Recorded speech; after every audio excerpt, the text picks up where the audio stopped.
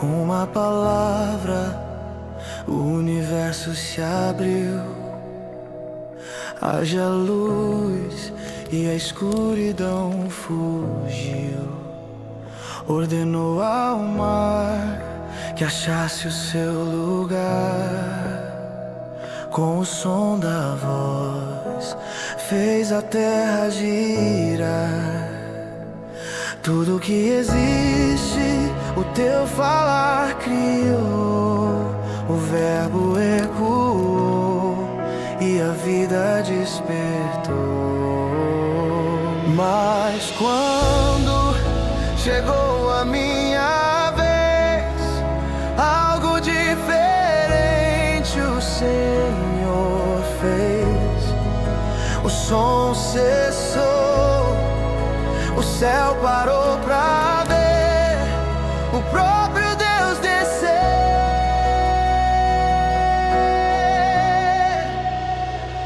Se Deus se cala, é porque está trabalhando. Não com palavras, mas está me tocando.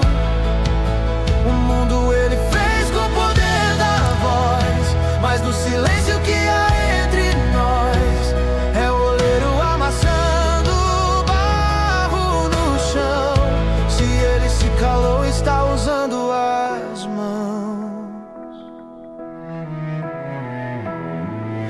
Do pó da terra, com intimidade, mudou meu ser, soprou a eternidade.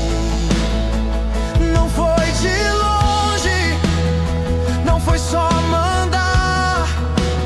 Teve o trabalho de se inclinar, sujou as mãos pra me dar um coração. A obra-prima da sua criação. Se Deus se cala, é porque está trabalhando.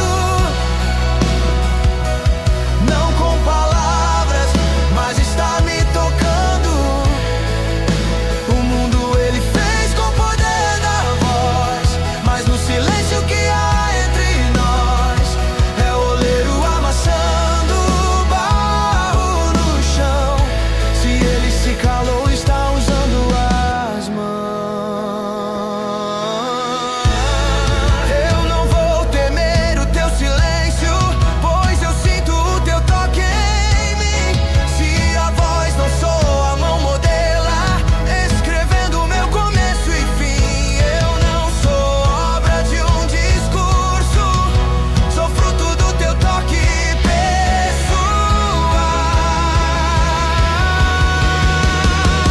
Se Deus se cala, é porque está trabalhando. Não com palavras, mas está me tocando.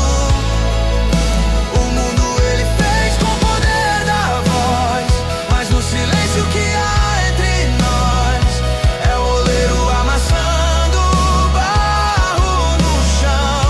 Se ele se calou, está usando as mãos. Está usando as mãos, me refazendo no silêncio. O silêncio é o som das tuas mãos.